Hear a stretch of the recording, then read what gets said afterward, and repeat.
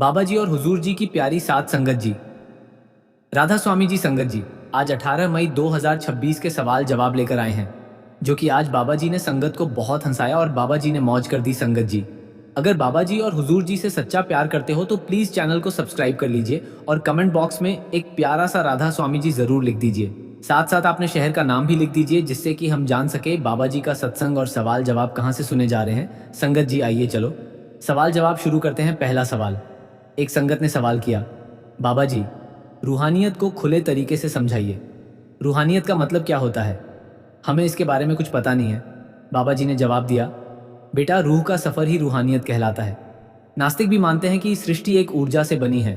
संतम में उसे शब्द कहा गया है। हमने अलग अलग भाषाओं में नाम रख लिए। कोई पावर कहता है, कोई ताकत, कोई एनर्जी, कोई नाम। बेटा गल्ल एक ही है कि उस ताकत ने सृष्टि बनाई है। जब हम अपनी पहचान कर लेंगे तब हमें उस रूहानियत की पहचान हो जाएगी। दूसरा सवाल, एक बहन ने सवाल किया, बाबा जी हिमाचल में जो सत्संगी हैं उन्हें बहुत ताने मिलते हैं कि ये मंदिर नहीं जाते, किसी अजीब राह पर चले गए। लोग उल्टा सीधा कहते हैं, हमें वहां क्या कहना चाहिए? बाबा जी ने जवाब दिया, बेटा मेरी तरफ से कोई मनाही नहीं है।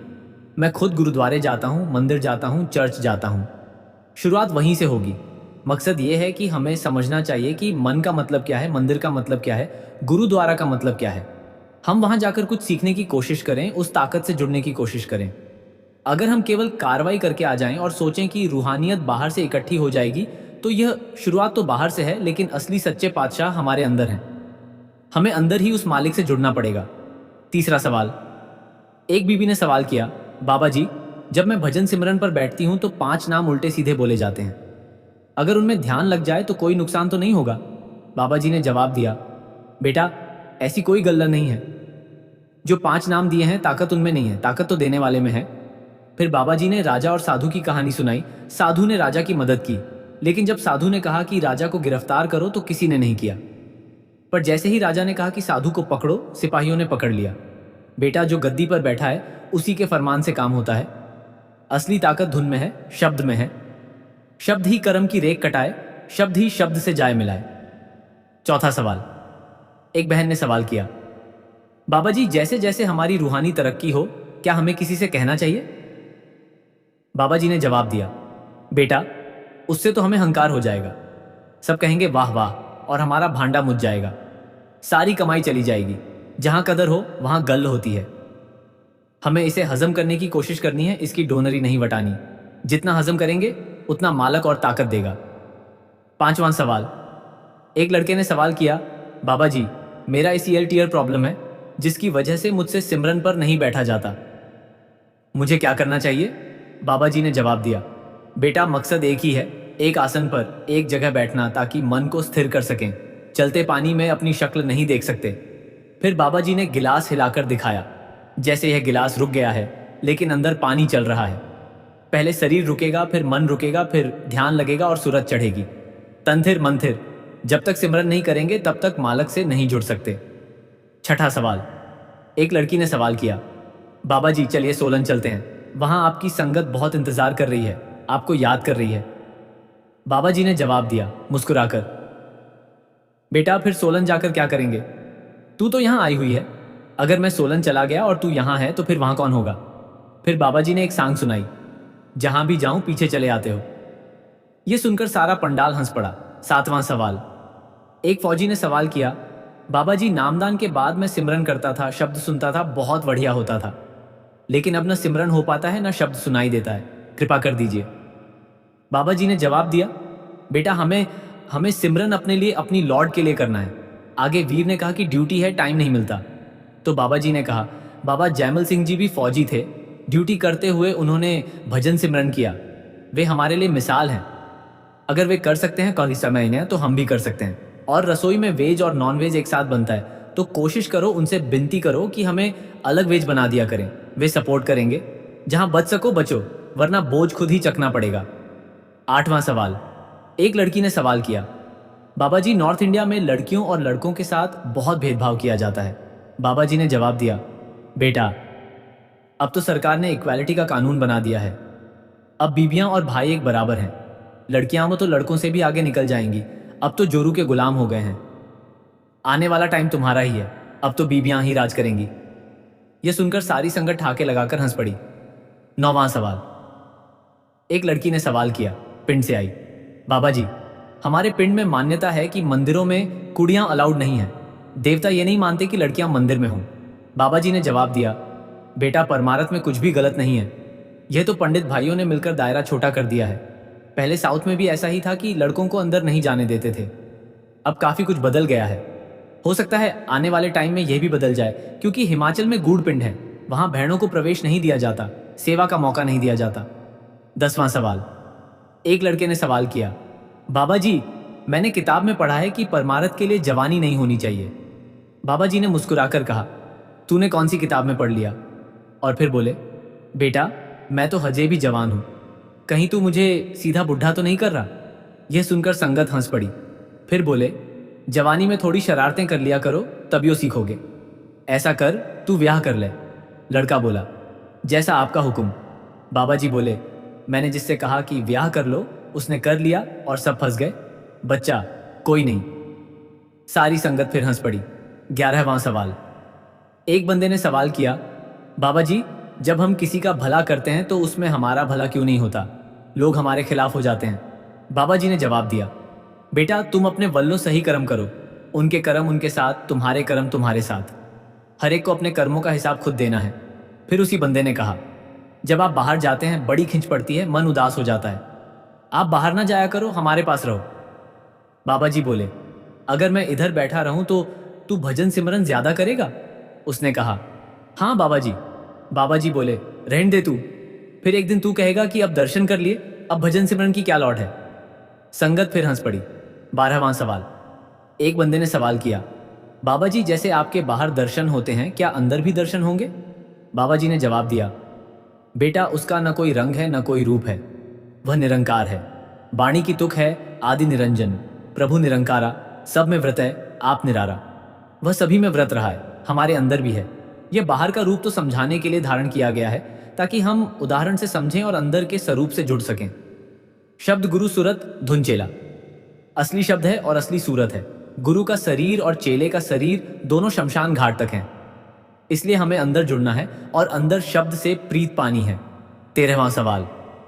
एक लड़के ने सवाल किया, बाबा जी, जब मेरे पापा भजन सिमरन पर बैठते हैं तो उनका शरीर बहुत जोर से हिलता है, हम डर जाते हैं, ऐसा क्यों होता है? बाबा जी ने प्यार से समझाया, बेटा जैसे पानी की पाइप में ब्लॉकेज हो तो पाइप सांप की तरह हिलने लगती है, बस ऐसे ही जब अंदर रुकावट आती है तो शरीर हिलता है। पर घबराना नहीं है, न ही उन्हें छेड़ना है। जैसे वे कर रहे हैं करने दो, कुछ नहीं होता। जिन लोगों ने यह नहीं देखा उन्हें अलग लगेगा, लेकिन डरने की कोई लौड़ नहीं। 14वां सवाल। एक संगत ने सवाल किया, बाबा जी, हम सेवा करते हैं तो क्या उससे हमारे बुरे कर्म खत्म हो सकते हैं? बाबा जी ने जवाब दिया, बेटा जैसे बैंक में क्रेडिट डेबिट एडजस्ट होते रहते हैं, वैसे ही चंगे माड़े कर्म एडजस्ट होते रहते हैं। चंगे कर्म का नतीजा चंगा मिलेगा, माड़े कर्म का नतीजा खुद भुगतना पड़ेगा। कर्म खत्म करने का सिर्फ एक ही तरीका है, शब्द कर्म की रेख कटाए, शब्द शब्द से जाय मिलाए। सिर्फ शब्द में ही ताकत है कि कर्म खत्म कर सके। जब सूरत शब्द से मिल जाएगी तो कर्म अपने आप खत्म हो जाएंगे। अंतिम प्रसंग, बाबा जी की बिनती और संगत की स्थिति। सवाल जवाब खत्म होने के बाद बाबा जी ने हाथ जोड़कर सबसे विनती की। पहाड़ी इलाका है, संगत बड़ी है, बच्चे, बीबियां, बुजुर्ग, कृपा करके जब तक बीबियां और बुजुर्ग ना निकल जाएं तब तक भाई साहब बैठे रहें। कोई ना उठे, उसके बाद सब बैठे रहे। जैसे ही बाबा जी गए, पहाड़ी संगत रोने लग पई। 2 साल बाद बाबा जी शिमला आए थे। संगत को मौका बहुत रेयर मिलता है, वे नहीं जानते कि आज भंडारे में गए तो कब दोबारा मौका मिलेगा। बाबा जी ने एक घंटा क्वेश्चन आंसर करके दर्शन दे दिए और सबको निहाल कर दिया। फिर वे वापस शिमला से चले गए। जिन बहनवीर ने यह सवाल जवाब भेजे, हम उनका चरण फड़ के धन्यवाद कर दे। हाँ। 15वां सवाल। एक संगत ने सवाल किया, बाबा जी, रूहानियत को खुले तरीके से समझाइए। रूहानियत का मतलब क्या होता है? हमें इसके बारे में कुछ पता नहीं है। बाबा जी ने जवाब दिया, बेटा रूह का सफर ही रूहानियत कहलाता है। देखो, जो नास्तिक हैं वे भी मानते हैं कि सारी सृष्टि एक ऊर्जा से बनी है। संतम में उस ऊर्जा को शब्द कहा गया है। हमने अपनी अपनी भाषा में हर चीज के नाम रख लिए हैं। कोई उसे पावर कह रहा है, कोई ताकत कह रहा है, कोई एनर्जी कह रहा है, कोई शब्द कह रहा है, कोई नाम कह रहा है। बेटा गल्ला एक ही है कि उस ताकत ने यह सृष्टि बनाई है। और जब हम अपनी पहचान कर लेंगे, जब हम समझ लेंगे कि हम कौन हैं और वो कौन है, तब हमें उस रूहानियत की असली पहचान हो जाएगी। रूहानियत का मतलब सिर्फ बैठना उठना नहीं है, बल्कि अपने अंदर उस परम तत्व से जुड़ने की कला है। 16वां सवाल। एक बहन ने सवाल किया, बाबा जी, हिमाचल में जो सत्संगी हैं उन्हें बहुत ताने मिलते हैं कि ये लोग पता नहीं किस राह पर तोड़े हुए हैं, ये मंदिरों में नहीं जाते।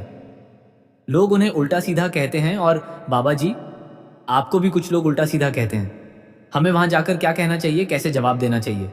बाबा जी ने जवाब दिया, बेटा मेरी तरफ से कोई मनाही नहीं है।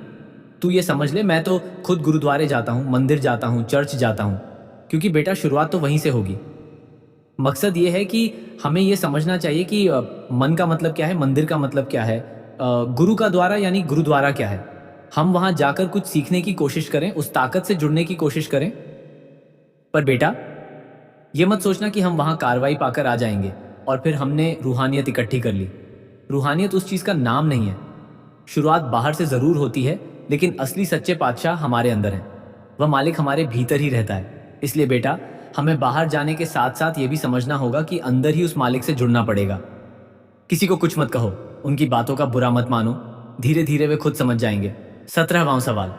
एक बीबी ने सवाल किया, बाबा जी, जब मैं भजन सिमरन पर बैठती हूँ तो जो 5 नाम दिए गए हैं वे कभी कभी मुझसे उल्टे सीधे बोल जाते हैं।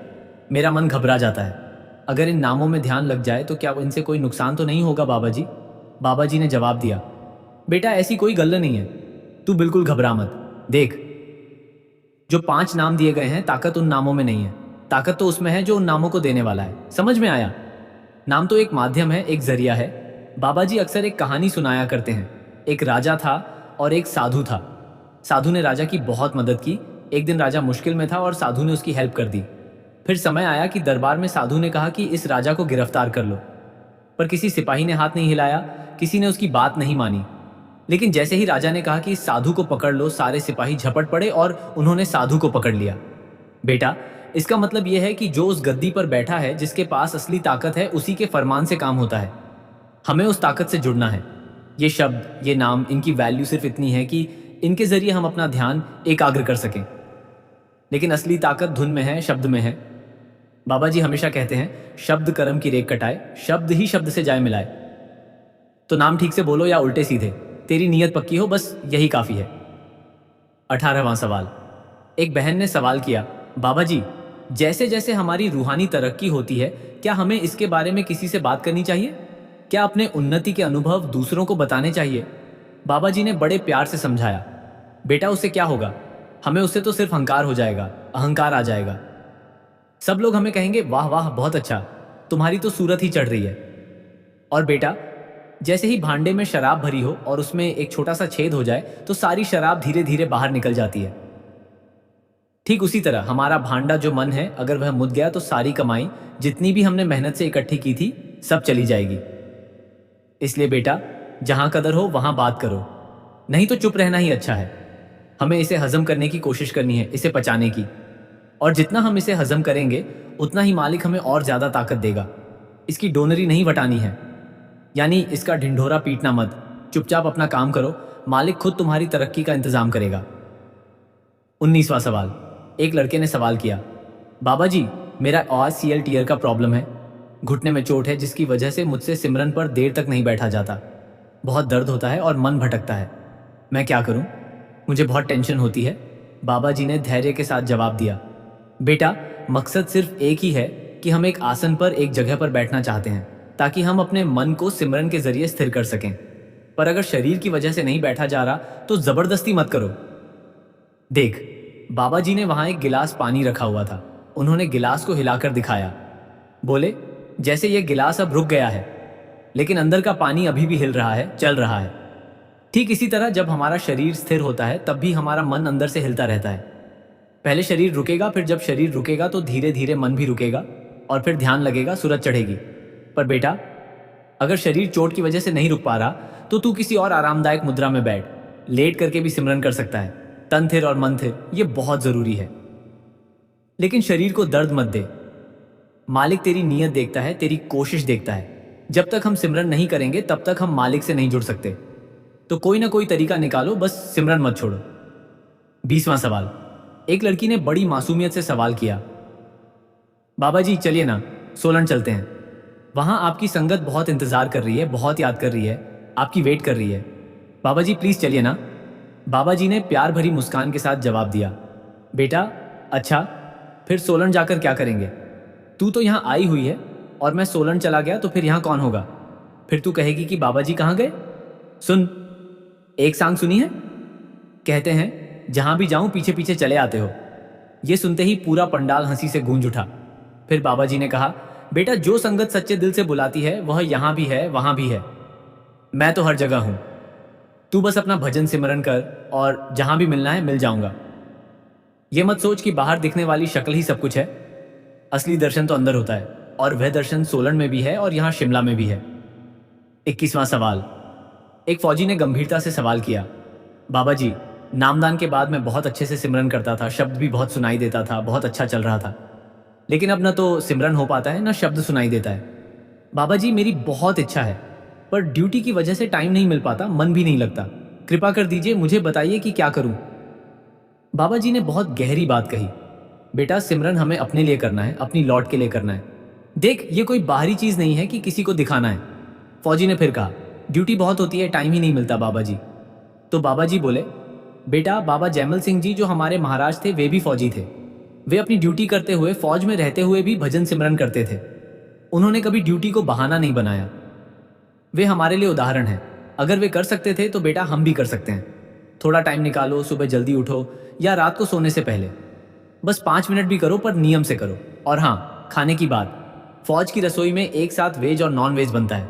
तू कोशिश कर, उनसे विनती कर कि हमें अलग से वेज बना दिया करो। बेटा, उतना तो वे लोग मान जाएंगे, थोड़ी सपोर्ट कर देंगे। जितना हो सके बचने की कोशिश करो, क्योंकि अगर तुम नहीं बचोगे, कोशिश नहीं करोगे तो फिर बोझ तुम्हें ही चुकाना पड़ेगा। तुम एक बार उनसे गल्ल करो, वे जरूर सपोर्ट करेंगे। 22वां सवाल। एक लड़की ने सवाल किया। बाबा जी, नॉर्थ इंडिया में तो लड़कियों और लड़कों के साथ बहुत भेदभाव किया जाता है। लड़कों को तमीज नहीं है, हर जगह फर्क निकालते हैं। बाबा जी ने हंसते हुए कहा, बेटा, अब तो सरकार ने भी इक्वालिटी का कानून बना दिया है। अब बीबियों और भाइयों के बीच कोई फर्क नहीं रह गया। बल्कि मैं तो ये कहता हूं कि लड़कियों ने तो लड़कों से आगे निकल जाना है। अब तो ज्यादातर जोरू के गुलाम हो गए हैं, यानी अपनी बीवी के कहने पर नाचते हैं। तो बेटा, आने वाला टाइम तुम लड़कियों का ही है। अब तो बीबियां ही राज करेंगी। जैसे ही बाबा जी ने कहा कि बीबियां ही राज करेंगी, पूरी संगत खिलखिलाकर हंस पड़ी। फिर बाबा जी ने कहा, पर बेटा, असली भेदभाव तो मन में है। अगर तुम अपने मन से भेदभाव निकाल दो तो दुनिया अपने आप बदल जाएगी। देखती जा, सब ठीक हो जाएगा। 23वां सवाल। एक लड़की जो हिमाचल के किसी गहरे पिंड से आई थी, उसने पूछा, बाबा जी, हमारे पिंड में एक मान्यता है कि मंदिरों में कुड़ियों को अंदर नहीं जाने दिया जाता। कहते हैं कि देवता ये नहीं मानते कि लड़कियां मंदिर में हों। हमें बहुत बुरा लगता है, हम वहां सेवा भी नहीं कर सकती।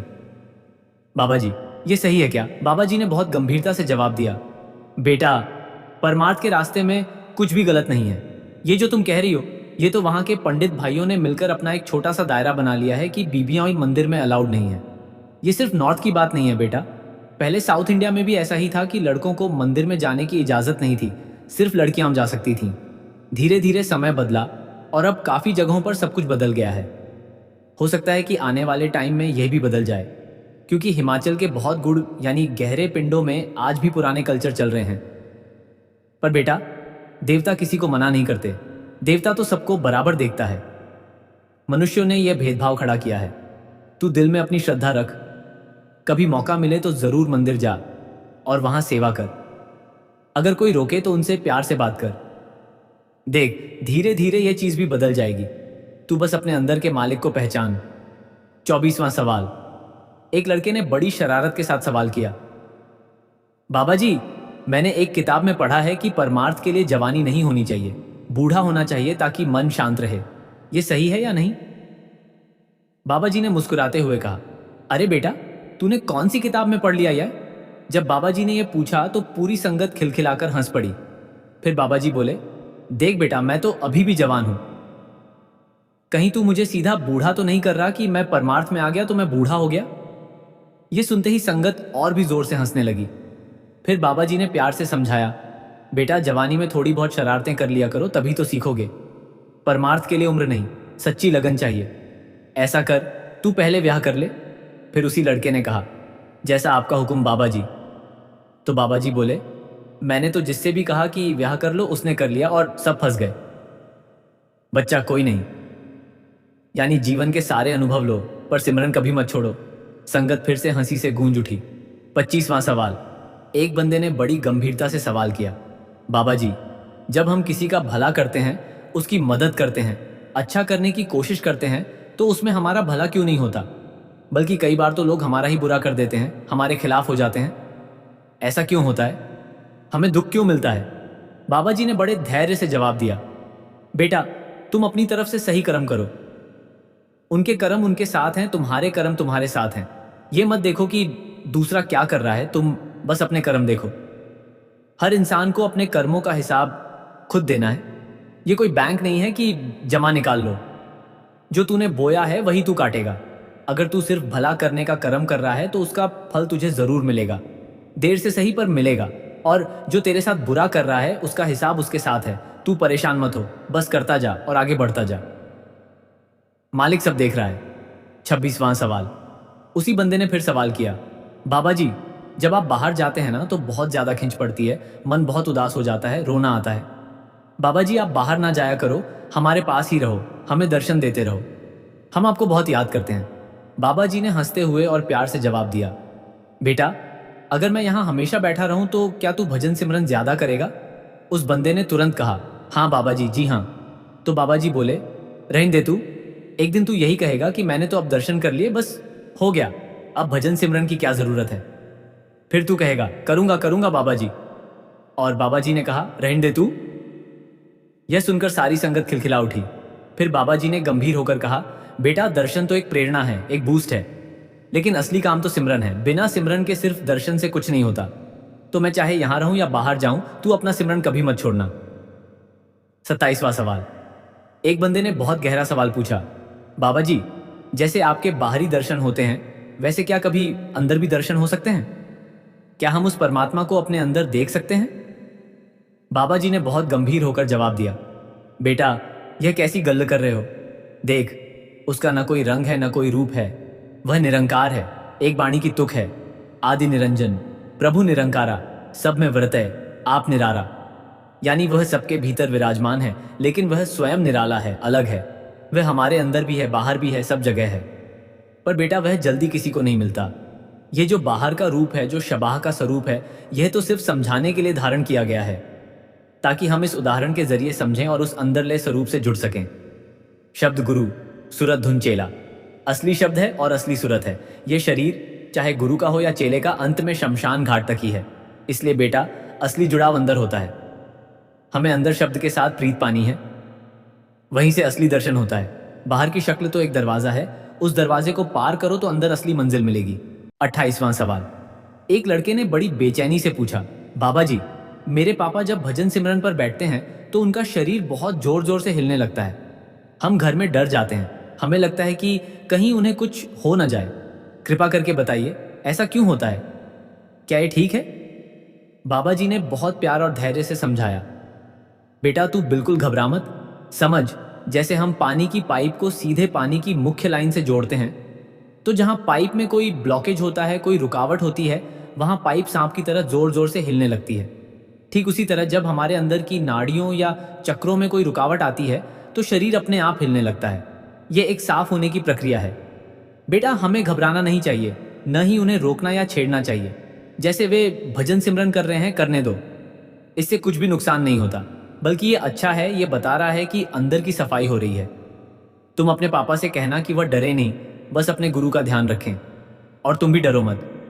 जिन लोगों ने ये कभी देखा ही नहीं, उन्हें ये अलग जरूर लगेगा, लेकिन बेटा, ये बिल्कुल सामान्य है, एक प्राकृतिक प्रक्रिया है। हमें बिल्कुल नहीं डरना है। 29वां सवाल।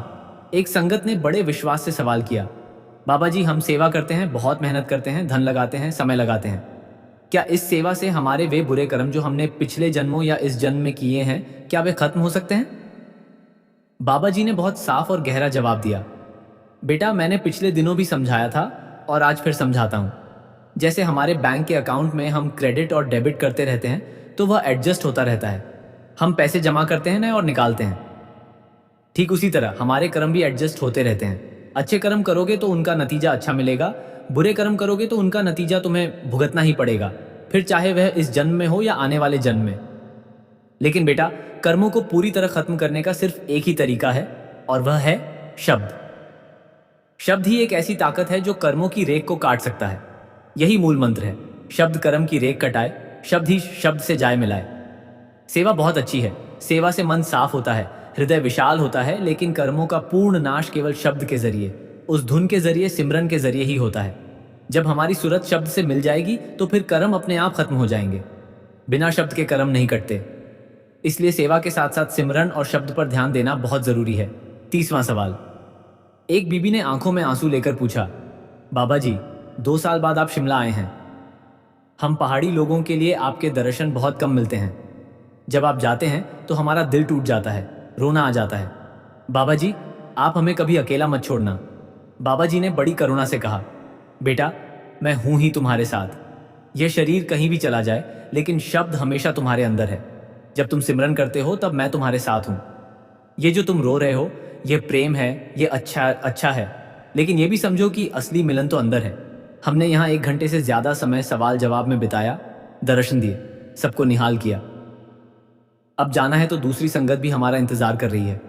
पर बेटा, जो दर्शन असली हैं वे कभी खत्म नहीं होते। तुम बस अपने अंदर उस मालिक को ढूंढो, और जब भी याद करोगे मैं वहां मौजूद रहूंगा। प्रेम की डोरी कभी टूटती नहीं। 31वां सवाल। एक जवान लड़के ने सवाल किया, बाबा जी, कभी कभी मन इतना उदास हो जाता है कि सिमरन भी नहीं करने का मन करता।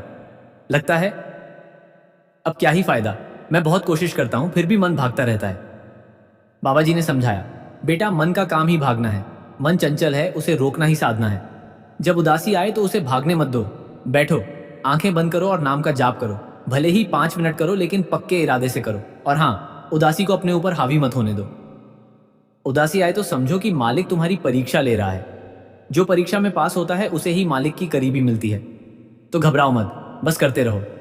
धीरे धीरे वह उदासी अपने आप चली जाएगी। 32वां सवाल। एक बुजुर्ग बीबी ने पूछा, बाबा जी, हमारी उम्र हो गई है, अब ज्यादा कुछ कर नहीं सकते। शरीर साथ नहीं देता, बैठने पर घुटनों में दर्द होता है। क्या हमारा भी उद्धार हो सकता है? बाबा जी के जवाब ने सबको रुला दिया। बेटा, माँ, सुन ले, उद्धार के लिए जवानी नहीं चाहिए, ताकत नहीं चाहिए, चाहिए तो सिर्फ सच्चा दिल। तू जहां भी बैठ सकती है बैठ, फिर चाहे कुर्सी पर बैठ या पलंग पर लेट। अपना मन मालिक में लगा और सिमरन कर। बस इतना ही काफी है। मालिक को तेरे शरीर के आसन से कोई मतलब नहीं, उसे तेरे दिल की पुकार सुनाई देती है। तू नाम ले, बस नाम ले, मैं खुद तेरे साथ हूं। 33वां सवाल। एक युवती ने पूछा, बाबा जी, मैं बहुत कोशिश करती हूं कि गुस्सा ना करूं, लेकिन बात बात पर गुस्सा आ जाता है, फिर बाद में पछतावा होता है। ऐसा क्यों होता है? बाबा जी ने कहा, बेटा, गुस्सा आना मनुष्य का स्वभाव है, पर गुस्सा आए तो उसे बोलने से पहले 10 बार सिमरन कर लो। शब्द से बड़ी कोई ताकत नहीं जो मन को ठंडा कर सके। और हां, जब गुस्सा आए तो ये मत सोचो कि संसार तुम्हारे साथ गलत कर रहा है। ये सोचो कि तुम्हारे अंदर ही कोई कमी है। सिमरन बढ़ाओ, गुस्सा अपने आप घटेगा। और अगर गुस्सा आ ही गया तो बाद में उस इंसान से माफी मांगने में कभी हिचक मत करना। यही सच्चा सत्संगी होने का तरीका है। 34वां सवाल। एक फौजी ने फिर पूछा, बाबा जी, हमें तो ड्यूटी पर बहुत दूर जाना पड़ता है, ऐसी जगह जहां कोई सत्संगी नहीं है, ना कोई साथी है। तब अकेलेपन में मन बहुत दुखी होता है, क्या करूं? बाबा जी ने कहा, बेटा, जब तुम अकेले हो तो तुम सबसे ज्यादा शब्द के करीब हो, किसी साथी की जरूरत नहीं। अपने कमरे में ताला लगा, घुटने जमीन पर रख, अपने गुरु का ध्यान कर और सिमरन शुरू कर दे। वह अकेलापन ही तुम्हारी सबसे बड़ी साधना बन जाएगा। देख, जो भगवान को खोजते हैं वे अक्सर अकेले में ही उसे पाते हैं, भीड़ से नहीं। तो इस अकेलेपन का फायदा उठा। और हां, तू कभी अकेला नहीं है, मैं तेरे साथ हूं। 35वां सवाल। एक संगत ने पूछा, बाबा जी, कभी कभी ऐसा लगता है कि हम जितना कर रहे हैं उसका कोई फायदा नहीं हो रहा, कोई बदलाव नहीं आ रहा, तो मन कहने लगता है छोड़ दो। बाबा जी ने दृढ़ता से कहा, बेटा, एक किसान बीज बोता है, क्या वह अगले दिन फसल काट लेता है? नहीं, उसे महीनों इंतजार करना पड़ता है, सींचना पड़ता है, खाद पानी देना पड़ता है, तब जाकर फसल तैयार होती है। ठीक वैसे ही सिमरन का बीज जो तुमने बोया है वह धीरे धीरे बढ़ रहा है। हो सकता है तुम देख नहीं पा रहे, पर बदलाव हो रहा है। धीरे धीरे तुम्हारी सूरत चढ़ने लगेगी, ध्यान लगने लगेगा। बस धैर्य रखो, मेहनत करते रहो। जो शुरू करता है वही पार उतरता है, आधे में कभी मत रुकना। 36वां सवाल। एक बीबी ने पूछा, बाबा जी हमारे घर में बहुत झगड़े होते हैं, पति शराब पीता है, बच्चे पढ़ाई नहीं करते, मेरा सिमरन भी ठीक से नहीं हो पाता, मुझे क्या करना चाहिए? बाबा जी की आंखों में करुणा थी। बेटा, तू पहले अपना सिमरन पक्का कर। सुबह जल्दी उठ, जब घर में सन्नाटा हो तब बैठ जा। अपने पति के लिए, बच्चों के लिए सिमरन कर, क्योंकि जब तू सिमरन करेगी तो उनकी सोच बदलेगी। सिमरन की लहरें सब तक पहुंचती हैं, उनसे नाराज मत हो, उनके लिए प्रार्थना कर। और हाँ, तू अपने मन को शांत रख, ज्यादा उलझ मत, बाकी सब मालिक संभाल लेगा, तू बस नाम ले। 37वां सवाल। एक छोटे से लड़के ने सवाल किया, बाबा जी हम बच्चे भी सिमरन कर सकते हैं क्या? हमें स्कूल जाना है, खेलना है, पढ़ना है, कब करें? बाबा जी मुस्कुराए, बेटा तू स्कूल जाते समय, वापस आते समय मन में ही मन में नाम लेता रहे, खेलते खेलते भी नाम ले सकता है, बस ये नाम तेरे दिल में बसे रहे। और हाँ, जब कभी परेशानी हो, डर लगे तो एक बार राधा स्वामी कह देना, बस हो गया। तू बहुत भाग्यशाली है कि तूने इतनी छोटी उम्र में नाम ले लिया, बड़ा होकर बहुत काम आएगा। 38वां सवाल। एक संगत ने पूछा, बाबा जी क्या जाप करते हुए माला फेरना जरूरी है? मैं बिना माला के करता हूं तो ध्यान कम लगता है। बाबा जी ने समझाया, बेटा माला मन को एकाग्र करने का एक साधन है, अगर माला से तुम्हारा ध्यान लगता है तो माला फेरो, अगर बिना माला के लगता है तो बिना माला के करो। असली चीज नाम है, माला नहीं। हाँ, माला इसलिए भी फायदेमंद है क्योंकि जब तुम उंगलियों से दाना छूते हो तो तुम्हारा ध्यान बाहर नहीं भटकता, ये तुम्हें जमीन से जोड़े रखती है। पर जो बिना माला के ही पूरा ध्यान लगा लेता है वह तो बहुत बड़ा भाग्यशाली है। तू जैसे भी करे करता रहे। 39वां सवाल। एक लड़की ने आंखें पोंछते हुए पूछा, बाबा जी मेरी माँ बहुत बीमार है, डॉक्टरों ने हाथ खड़े कर दिए हैं, मैं क्या करूं? क्या सिमरन से वह ठीक हो सकती है? बाबा जी ने गहरी सांस ली, बेटा सिमरन करने से दो चीजें होती हैं, एक तो मरीज के अंदर धीरज आता है, मानसिक शांति आती है, और अगर उसकी बीमारी मिटने वाली है तो मालिक के नाम का जाप उसके लिए दवा से भी बढ़कर है। दूसरा, जो बीमारी अब नहीं मिट सकती तो सिमरन उसे इस तरह से तैयार करता है कि वह बिना डरे, बिना दर्द के, मुस्कुराते हुए इस शरीर को छोड़ सके। तू अपनी माँ के लिए सिमरन कर, उसके पास बैठ, उसके हाथ में हाथ दे और नाम ले, वह जो भी हो उसका भला होगा, यह मेरा वादा है। 40वां सवाल। एक युवक ने पूछा, बाबा जी पैसा कमाने के लिए बहुत भाग दौड़ करनी पड़ती है, झूठ भी बोलना पड़ता है, थोड़ा धोखा भी देना पड़ता है, तब सिमरन कहाँ? बाबा जी ने समझाया, बेटा झूठ बोलकर, धोखा देकर जो पैसा आता है वह कभी सुख नहीं देता, वह आग की तरह होता है जो जलाता है। नाम की कमाई सबसे बड़ी कमाई है। कोशिश करो कि कमाने का तरीका सही हो, थोड़ा कम कमाओ पर सच्चाई से कमाओ, और भाग दौड़ के बीच भी जैसे ही टाइम मिले नाम ले लो, सांस लेते छोड़ते, चलते फिरते, खाते पीते। एक दिन तुम पाओगे कि सारी भाग दौड़ के बावजूद मन ठंडा रहता है। 41वां सवाल।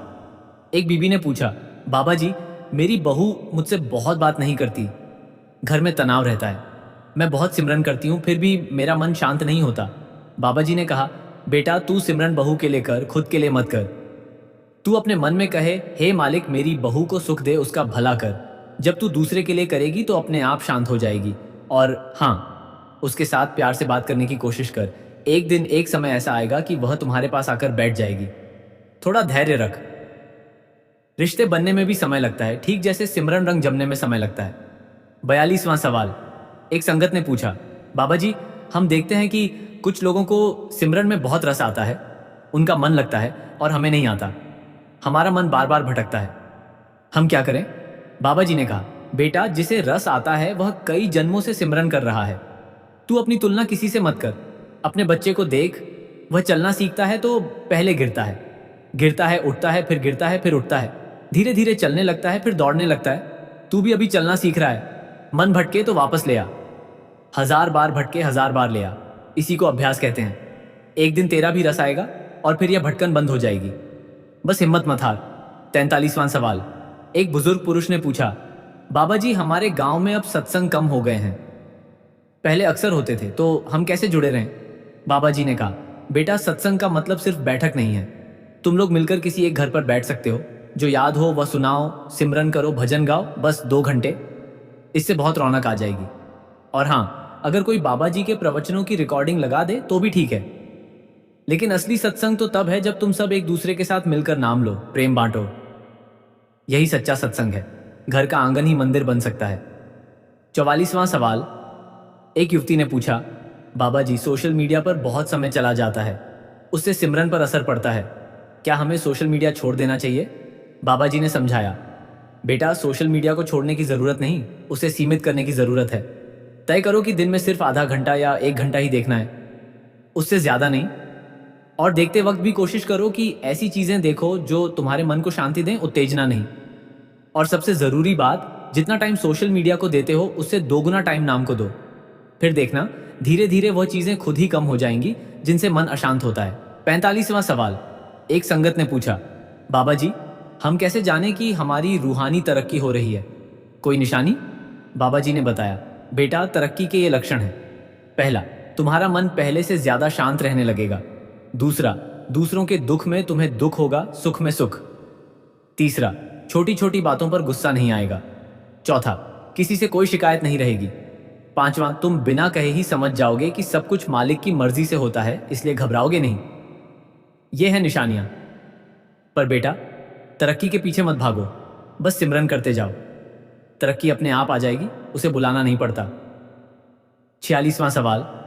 एक गरीब संगत ने पूछा, बाबा जी हम बहुत गरीब हैं, रोटी का जुगाड़ करना मुश्किल होता है, ऐसे में हम कैसे परमार्थ करें? हमारे पास सेवा देने को कुछ नहीं। बाबा जी की आंखों में नमी आ गई। बेटा परमार्थ का मतलब सिर्फ पैसा या अनाज देना नहीं है। तू एक गिलास पानी किसी प्यासे को पिला दे, यही महान सेवा है। तू किसी बुजुर्ग का हाथ पकड़कर सड़क पार करा दे, यही बड़ा धर्म है। तू अपने मन में किसी के लिए प्रार्थना कर ले, यही परमार्थ है। गरीबी सेवा में कभी बाधा नहीं होती, गरीबी तो सिर्फ दिखावे में बाधा होती है। मालिक तो तेरे दिल का मूल्य देखता है, तेरी जेब का नहीं। 47वां सवाल। एक आदमी ने पूछा, बाबा जी मुझे बहुत सपने आते हैं, कुछ अच्छे कुछ बुरे, क्या सपनों का सिमरन से कोई संबंध है? बाबा जी ने जवाब दिया, बेटा सपनों से घबरा मत। जब तुम सिमरन करते हो तो तुम्हारा अवचेतन मन साफ होने लगता है। वह सफाई के दौरान तरह तरह के सपने दिखाता है, कभी पुरानी बातें, कभी डर, कभी सुंदर दृश्य, ये सब चलता रहता है। इनसे ज्यादा उलझो मत। सुबह उठकर नाम लो और सपनों को जाने दो, ज्यादा मत सोचो। जितना तुम सपनों के पीछे भागोगे उतना ही वे तुम्हें परेशान करेंगे। बस एक चीज ध्यान रखो, जो सपना तुम्हें नाम की याद दिलाए वही अच्छा है, बाकी सब मिट्टी। 48वां सवाल। एक लड़की ने पूछा, बाबा जी मेरी शादी तय हो गई है, लेकिन मुझे नहीं लगता कि मैं उस लड़के के साथ खुश रह पाऊंगी। मेरा मन डरता है, क्या नाम जपने से डर दूर होगा?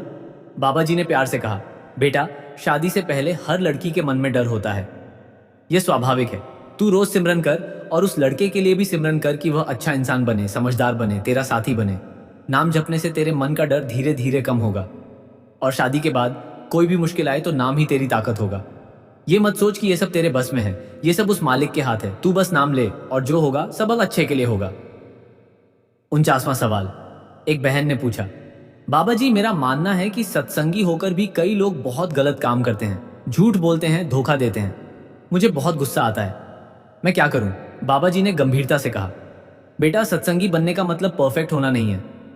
हम सब सीख रहे हैं, चढ़ रहे हैं। कुछ लोग धीरे चलते हैं, कुछ तेज, पर उनके गलत कामों को देखकर तू अपना सिमरन मत छोड़ना।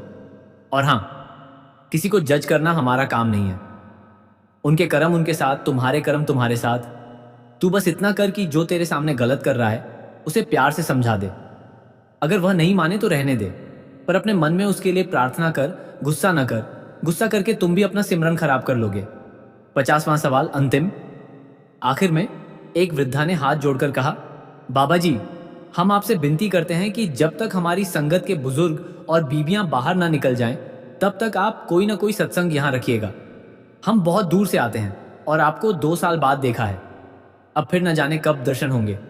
बाबा जी ने खड़े होकर सबकी तरफ देखा और कहा, बेटा मैं वादा करता हूं कि जब तक भाई बीबियां और बुजुर्ग नहीं निकल जाते तब तक कोई भी भाई साहब नहीं उठेगा। पहले ये लोग जाएंगे, फिर बाकी। और हाँ, जो दर्शन मैंने आज दिए हैं वे हमेशा तुम्हारे दिल में रहेंगे। तुम घबराओ मत। अब मुझे जाना है और जल्दी ही दूसरे शहरों में भी सत्संग होंगे, लेकिन तुम सब नाम सिमरन करना, सेवा करना और एक दूसरे को प्यार करना। राधा स्वामी। जैसे ही बाबा जी ने राधा स्वामी कहा, पूरा पंडाल रोने की आवाज से गूंज उठा। बाबा जी ने 1 घंटे से अधिक समय तक दर्शन देकर सबको निहाल कर दिया। फिर वे शिमला से विदा हो गए। यह सत्संग सच्ची रूहानियत, नाम सिमरन, सेवा और सतगुरु की दया का अद्भुत उदाहरण था। राधा स्वामी।